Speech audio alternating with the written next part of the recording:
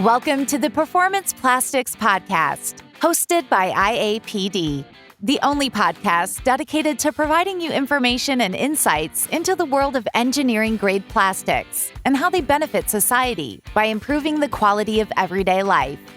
Now here's your host, Kylie Canty. Hello, and welcome back to another episode of the Performance Plastics Podcast. I'm your host, Kylie Canty, and today I am joined by our guest, Calvin Petersen, General Manager at Nylatech, and we are so excited to talk about his career path and his journey through the performance plastics industry. So without further ado, Calvin, do you mind just giving a brief introduction to yourself? Sure. Yeah, I'm Calvin Petersen. As you said, I'm General Manager of Nylatech. I've been with the organization for going on 26 years now. Pretty much my first job out of college. Oh, really? Okay. So, I mean, what did you go to college for? Did you knew you wanted to get into plastics?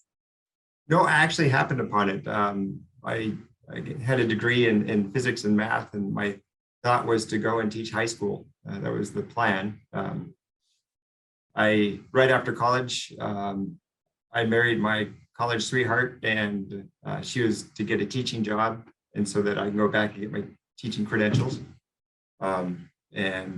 She didn't get that teaching job right out of college. She got her master's degree, and a lot of the local school districts didn't want to hire somebody with a master's degree in education with no teaching experience, so she had a bit of difficulty. And we found ourselves living with her parents, and I needed a job so we could pay rent and move out of her place and start our own. And there was a manufacturing company that needed a shipper receiver, and I applied for the job.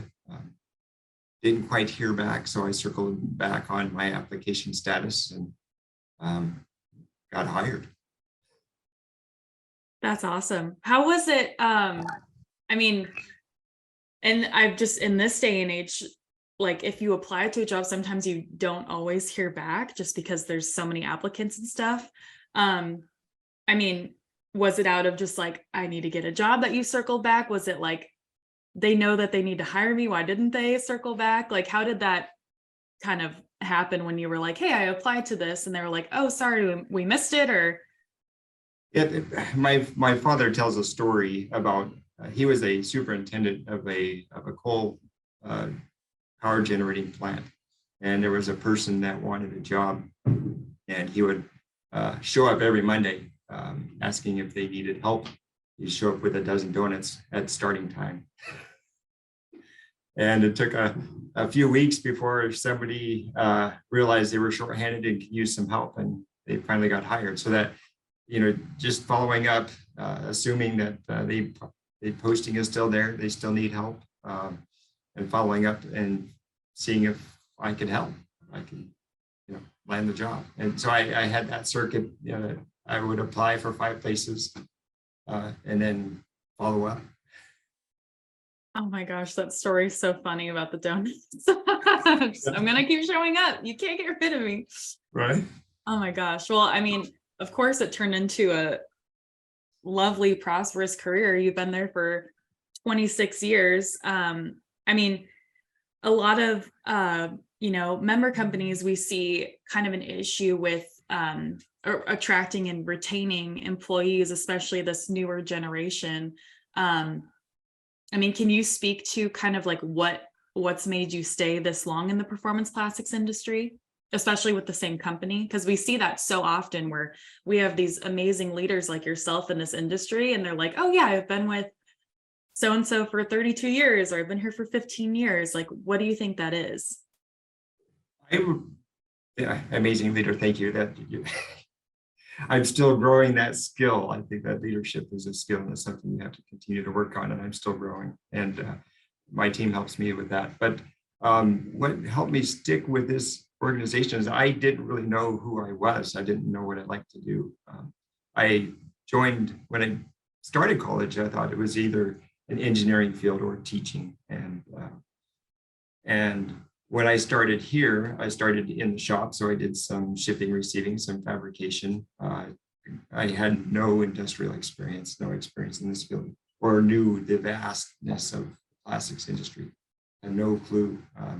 And I'll go back to the time in college. I took a Myers-Briggs survey, and I was an introvert. I was very much the bottom left-hand corner of the grid. I did not like interacting with people. I was afraid that I would look like a fool or say something wrong.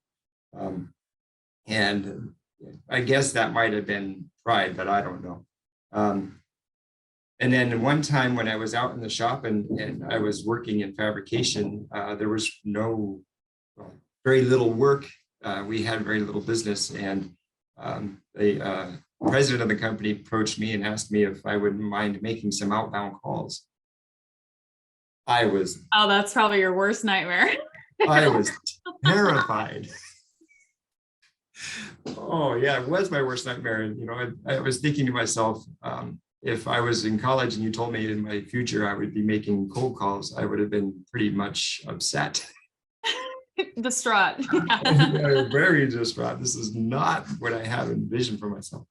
And it was interesting. So, I had a list of customers to call, and I had a script that I had to say, and I spent quite a few years calling people, and I got to know people. And that was really, really cool.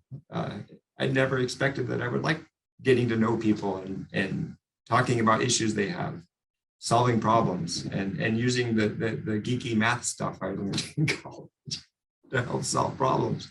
I enjoyed it. Yeah, I would have never, I really would have never guessed that you were such an introverted person, like, maybe before or still, because your involvement with our DEI and B task force, just who you are in person, when I see you at IEPD events, like you're very involved and so many people, and maybe that comes with just being in the industry for a long time, or maybe it's the practice with all the outbound calls, but I would have never guessed that it killed you when he asked you to do those outbound calls. Oh, totally, way outside my comfort zone. And the opportunity to continue to move outside your comfort zone and stretch and grow. And that's what continues to excite me here. And I tell Dale, he's my boss, and I tell him still that even in these positions that I've held within the organization, it is an opportunity to stretch and grow and step outside of that comfort zone. Yeah, that's so awesome. So you said that you started out as kind of like in the shipping area, correct? Okay, so walk me through like what your different positions have been, from when you first started to where you are now as general manager. Okay, yeah. So I did start in shipping receiving, and I think I was in that position it was less than a year, eight months or so. Got familiar with a bit of our product offerings and our customer base just in that job function alone. And then, and like I mentioned, I was asked to make some outbound calls, and I did that pretty much inside sales and technical sales role, inside sales first for about 4 or 5 years, and then more of a technical sales. After that, I held that role for another 4 to 5 years, and then kind of assisted in the hiring process and the operations side of the business. I became an office manager shortly after technical sales, and my job, other than the shipping, receiving, and working in fabrication, pretty much snowballed. I kept a lot of the similar duties and responsibilities from inside sales into technical sales and on into office manager role. And then a year or so after that, I became operations manager. And I held that role for 8 years or so. And then the opportunity to step into the general manager role presented itself, and I was honored to be able to step into that role and serve the company and individuals here in that aspect for the last 4 years. Yeah, and I know, like you kind of said yourself, like leader, ooh, I'm not quite used to that, but truly every position that you've been in, a lot of people say like, oh, to me, leadership is somebody who can do all the steps.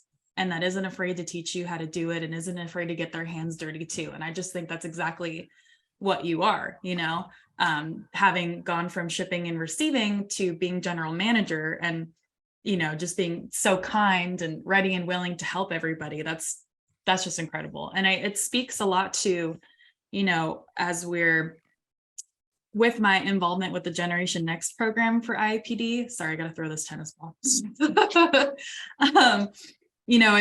It's really inspiring to see somebody work their way all the way up. It's just really cool to see. With your involvement with IAPD, how has that helped you professionally or personally? When did you start attending IAPD events? I guess, like, what do you see the benefit as your company being a part of a trade association? So my involvement in IAPD as an attendee started, I think I went to my first annual convention in 2004, I think that was. So it's been quite a few. And obviously, there is a lot of that networking aspect in going to the annual convention and that sort of thing. And for the longest time, that was the pretty much the mindset of attending and being a member, was those networking opportunities. And then some of the education materials, I'll start off with the Intro to Plastics IAPD Level 1 certification. Dale was on the education committee at the time, and they were piloting the certification program. I remember taking that test and learning something, and then that evolved. The association started to offer more opportunities to both grow the industry, become aware of challenges to the industry. What do we do with our waste products? How do we grow people? How do we polish our leadership skills? There has been so much more, and it could have possibly been there all along, but my eyes opened up to all of these things that the association provides members beyond just networking. Yeah, thank you for that. I mean, it's one of the cool parts about my job is just not only being able to help connect people, because I don't know personally me, I don't know the hierarchies of people and positions. So when I'm at an event and so-and-so is like, oh, I really want to meet blah, blah, blah, I'm like, oh, I'll bring them right over, because I don't understand I'm like, yeah, sure, I know so-and-so, they can come on over and you guys can meet. But that's one of my favorite parts of my job, is being able to not only like connect those people, but then watch those connections grow, and then following back up and being like, oh yeah, now they're a customer of mine, or now we're really good friends, and so on and so forth. But no, that's really great to hear. And we obviously love, having these events and seeing everybody come out. It's just totally a different type of energy when that happens. And shout out to plastics training. We have plastics training in Phoenix, live version taught by Chad Persida in May. So I know you already took the test, but if you want to go and do it again. But that's great. So in your career, I mean, you've been in the plastics industry for almost 30 years, really.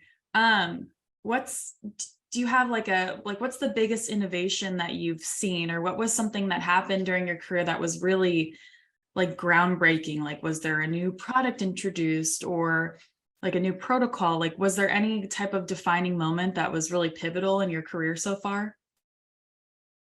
And there's a few. One of the biggest ones that I can recall, obviously, being on the phone for so many years and making outbound calls and that sort of thing, had been the time when we switched from a normal landline to voice over IP. That was a big transition for the company. Receiving orders over the phone and by fax, that was the way things were done. And to transition that into voice over IP, and then receiving emails and email orders and that sort of thing, it just changed the game. That was huge. Totally. Yeah. I can imagine.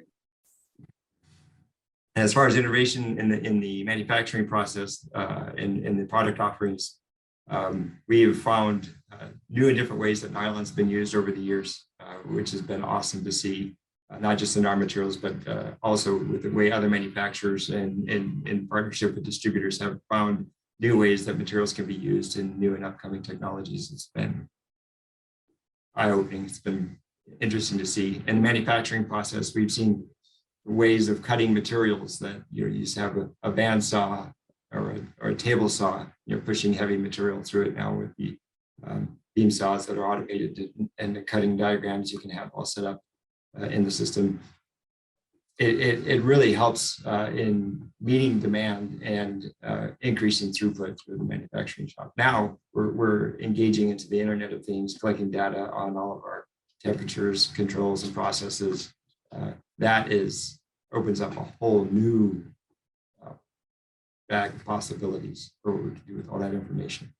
Yeah, I was going to ask, like, what do you foresee in the next few years on how the plastics industry is going to change? I mean, with technology and stuff, we really never know until it's kind of here, but kind of being in the manufacturing, you get to see the inside scoop. Do you have any like, not predictions necessarily, but what do you kind of foresee in the industry in the future?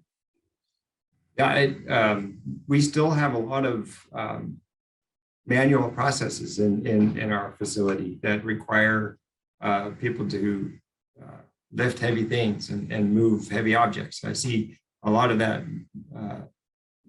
arduous work changing into more of the robotics and the more automation and that sort of thing, and the people changing with that, becoming more technically savvy, able to program things, change process with PLCs and whatnot to make things a little bit better in that way, rather than lifting things for a shorter duration. And that mindset and that skill level, it will change and evolve. And I'm excited to help the people that we have here grow in their knowledge in those roles. And it's not about at all about replacing people. It's helping them grow as the work evolves.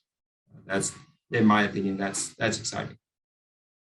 Yeah, it'll be really interesting. Just, I mean, of course, industry-wide, but as a whole, how things are just going to keep changing and evolving. Because even, something that I don't want to say we take for granted now, but even just like the phones changing, like you said, and switching over to email, like that's huge, I'm wondering if there's anything you would kind of say to somebody who is just starting out in their plastics career, or, maybe thinking about getting into the plastics career. Could you speak to anything about the longevity of it, or kind of I don't want to say like the long-term investment of being in plastics career, because I feel like it's the gift that continues to give, but would you say anything to somebody who's just starting out in their career right now? Oh, yeah. It would be great. I would say find somebody in the organization that you can look up to as a mentor. And I would ask that those that have been here for a while open themselves up to mentoring those just entering into the industry. And there is, the industry is massive, and it has the ability to utilize a vast variety of people and different skill sets and different interests, and create a career and to do something that you love. You may not even know, if you're just starting in this industry, you may not even know what that is yet. But I would suggest just get a broad overview of what there is out here in this industry, and then look at those that you look up to and seek mentorship and ask for advice. Is there anybody that you were able to look up to that was a mentor to you during your career? Oh, great question. Yes, the people I work for are awesome mentors. I've worked alongside Dale. He's been my boss since I started. He was the guy that interviewed me, and he's been an amazing mentor throughout my career here. Yeah, we love Dale. He's great. He's our board liaison to the Generation Next program. So. Ideal. Yeah, he's the ideal person for that. Well, Calvin, thank you so much for your time today and just kind of talking about your career path. It's just so inspiring. I mean, I'm not even like in the plastics industry, but to hear these stories and kind of where you come from and stuff is just, it's so inspiring. And I can only imagine what kind of ripple effects it has for those that are actually in plastics. All right. Thank you, Calvin. Talk soon. Yeah, thank you. Bye-bye. Bye-bye. This podcast was brought to you by the International Association of Plastics Distribution. For more information on IAPD, please visit our website at www.iapd.org.